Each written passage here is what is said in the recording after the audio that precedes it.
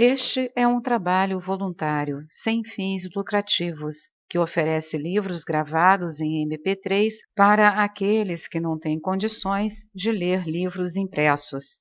Para ouvir este e outros livros gratuitamente na íntegra, acesse nosso canal e leia as instruções na aba Sobre.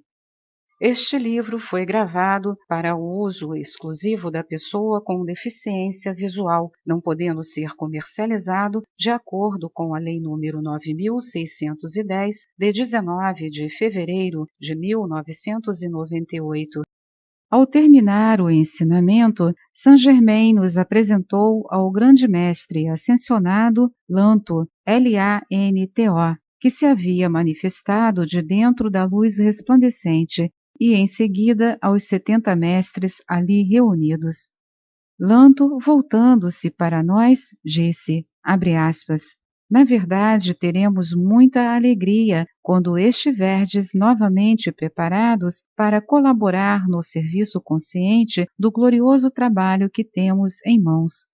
Essa oportunidade se vos apresentará por força das poderosas vitórias que tendes obtido sobre a personalidade humana e o mundo externo. Aproxima-se o tempo em que tereis o privilégio de verificar como foram realmente grandes aquelas vitórias. Aceitai diariamente em sua plenitude a poderosa e ativa presença do grande Deus dentro de vós, e não poderá existir fracasso em parte alguma ao longo do caminho. Todo aquele que sinceramente procura a luz é sempre conhecido pelos mestres ascensionados. Na véspera do Ano Novo, encontrar-nos-emos aqui novamente, ocasião em que virão então 12 hóspedes de Vênus. É nosso desejo que estejais presente. Saint-Germain e Amém-Bey serão vossos padrinhos. Fecha aspas. A um sinal, todos se tornaram silenciosos e receberam de Lanto a bênção de amor antes de retornarem aos seus respectivos campos de serviço. A maior parte desapareceu simplesmente da sala em poucos momentos e os restantes saíram pelo caminho do tubo elevador. Abre aspas. Meus filhos, vejo que perdestes a noção do tempo. São 3 horas da manhã. Fecha aspas. Observou Saint-Germain ao voltar-se para despedir-se de Lotus e de nosso filho, que depois de me beijarem saíram pelo caminho da sala de recepção externa, enquanto atravessávamos a primeira porta da direita. Abre aspas. Há mais uma coisa que desejo vejais antes de partirmos. Fecha aspas. Continuou Saint-Germain. Abre aspas. Eis aqui um conjunto de instrumentos musicais dos mais extraordinários, usados para um fim especial, que foram construídos ou criados de modo que tenham um som de especial qualidade para o trabalho que executamos. Fecha aspas. Voltou-se para o teclado de um órgão e continuou explicando. Abre aspas. Isto parece ser um órgão desprovido de tubos, porém os tubos, que são muito menores que os comuns, estão colocados dentro da caixa. O som do instrumento é superior ao que quer que seja conhecido na Terra em matéria de música. Esses órgãos serão usados no mundo exterior à medida que se aproxima a Idade de Ouro. Fecha aspas. Examinamos depois 4 harpas magníficas, ligeiramente maiores que as comumente usadas no mundo musical de hoje. Saint-Germain sentou-se a uma delas, tangendo várias cordas, para me dar uma ideia de seu som. Foi a mais maravilhosa música que jamais ouvi. Abre aspas. Esta harpa é uma surpresa para nossa amada Lotus. Fecha aspas. Disse ele. Abre aspas, porque na véspera do dia de Ano Novo, neste retiro, ouvireis o órgão e 4 harpas tocadas por hábeis artistas. Fecha aspas. Terminamos a inspeção da sala e saímos pela porta da parede noroeste. Em vez de passarmos por fora do retiro, como havíamos entrado, Saint-Germain abriu uma portinha à esquerda e penetramos num túnel reluzente cujas paredes cintilavam com uma formação cristalina que se tornou instantaneamente iluminada pela luz branca que ele sempre liberava ao manipular a substância eletrônica em seu redor. Caminhamos rapidamente dentro do túnel. Chegamos a uma porta de bronze que abriu ao seu toque e vimos-nos de novo sob o céu estrelado. Por um instante, ficamos em perfeito silêncio. Depois, subindo alguns 150 metros acima do nível do solo, passamos velozmente através do ar e poucos momentos mais tarde estávamos ao lado do meu corpo físico, na encosta meridional do Monte Shasta, onde a pantera continuava em guarda. Eu estivera ausente durante 22 horas e quando olhei, a aurora vinha tingindo o horizonte oriental. Abre aspas. Aqui está vosso almoço, fecha aspas, anunciou Saint-Germain, entregando-me uma taça de cristal contendo um branco e transparente líquido cintilante. E continuou, abre aspas, isto, ao mesmo tempo, é fortificante e refrigerante, de modo que vos será agradável o passeio de volta para casa, porque o vosso corpo precisa fazer esforço e entrar em atividade. Sinto alguma coisa em vossa mente que não vos satisfaz, no mínimo alguma coisa que não está clara para a vossa consciência. Fecha aspas. Eu repliquei, abre aspas, sim, há uma questão que me vem prendendo a atenção por algum tempo, e é no que diz respeito à visualização. Que é a verdadeira visualização e o que acontece quando alguém visualiza? Fecha aspas.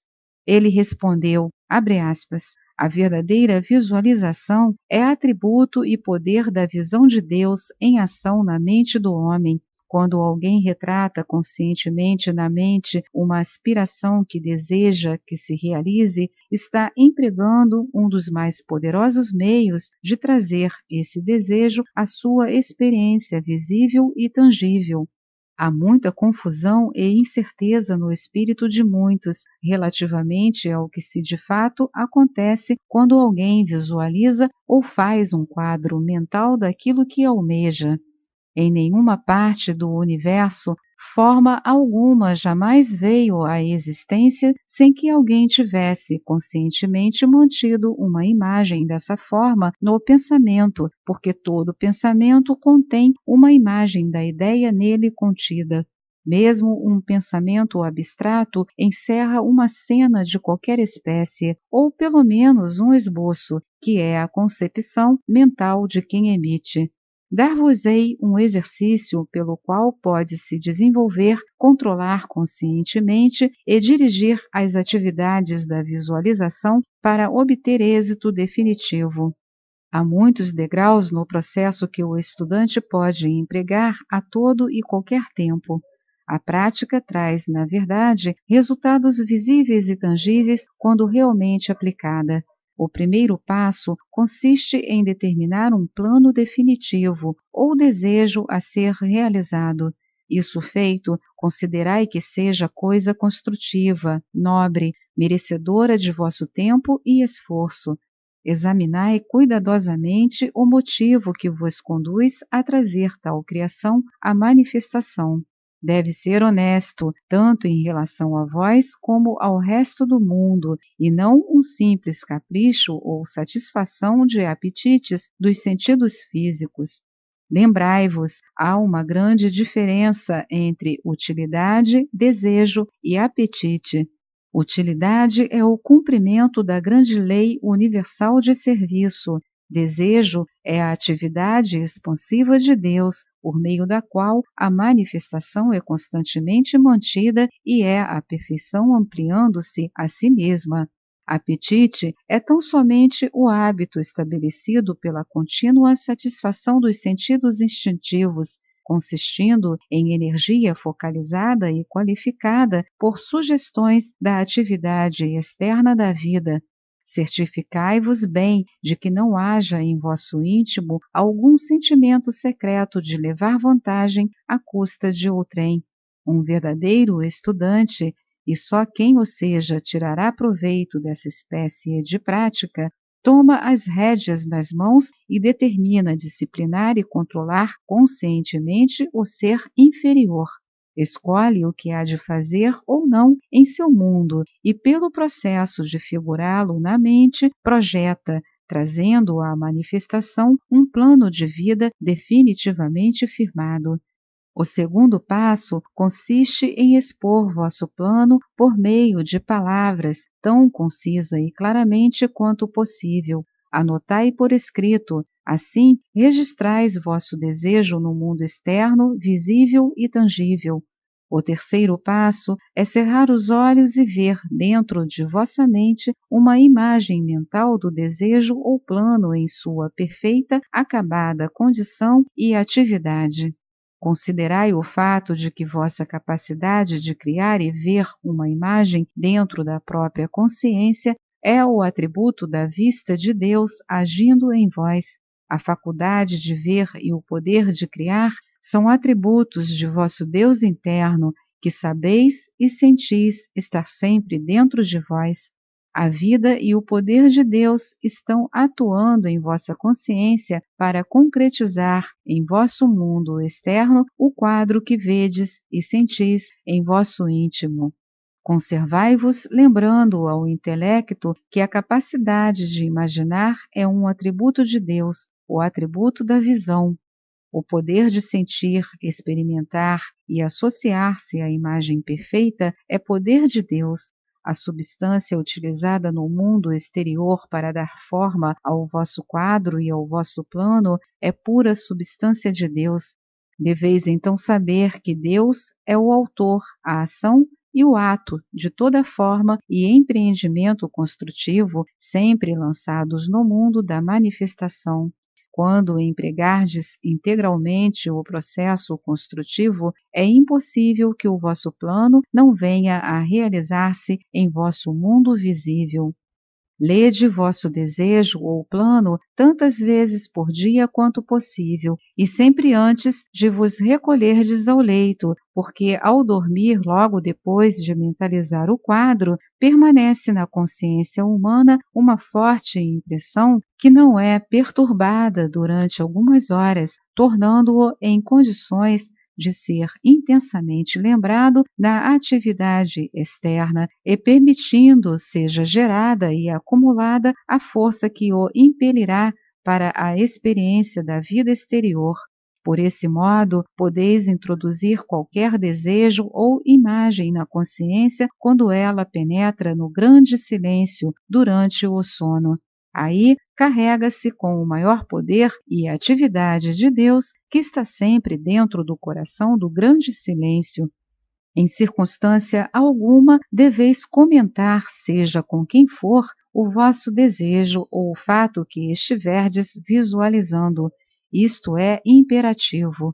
Não monologueis sobre ele em voz alta ou mesmo em murmúrio, porque deveis compreender que quanto maior o acúmulo de energia gerada pela vossa visualização, contemplação, sentindo a realidade de vossa imagem, tanto mais rapidamente se manifestará em vossa experiência externa. Milhares de desejos, ambições ou ideias ter-se-iam manifestado na experiência externa de muitos indivíduos se eles não os tivessem discutido com amigos ou conhecidos. Quando vos decidis definitivamente a realizar uma experiência por meio da visualização conscientemente dirigida, vos tornais a lei, Deus, a lei do Uno, que não admite oposição. Deveis tomar uma decisão e sustentar vossa determinação com todo o poder. Isto significa que deveis assumir uma atitude firme, inabalável. Para fazê-lo, sabei e senti que ela é Deus desejando, Deus sentindo, Deus conhecendo, Deus manifestando e Deus controlando tudo o que diz respeito a essa decisão. Esta é a lei do Uno, Deus e só Deus.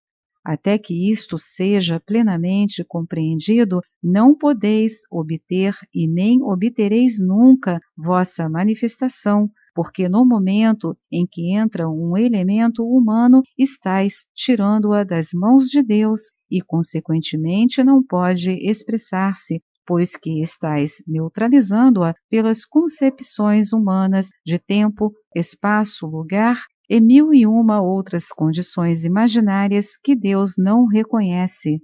Ninguém poderá conhecer Deus enquanto considerar uma força oposta a ele, porque quando admitir que duas forças em oposição podem atuar ao mesmo tempo, estará neutralizando a atividade de Deus. Havendo neutralização, não se obtém nada, nada se manifesta. Acontece simplesmente isto: nada obtereis em vossa manifestação. Quando reconheceis Deus, o Uno, tendes somente perfeição manifestando-se instantaneamente, porque não há nada a se opor ou a neutralizar nenhum elemento humano de tempo ou espaço. Assim, ele se estabelece em vós, pois não há que se oponha ao que Deus ordena. Não poderão jamais melhorar as condições para quem quer que seja que deseja a perfeição, enquanto continuar admitindo um poder oposto a Deus ou qualquer coisa dentro ou fora de si capaz de impedir a perfeição de Deus se expressar. Admitir simplesmente que uma determinada condição é inferior ao que vem de Deus representa sua deliberada escolha de uma imperfeição, e essa espécie de escolha é um fracasso do homem.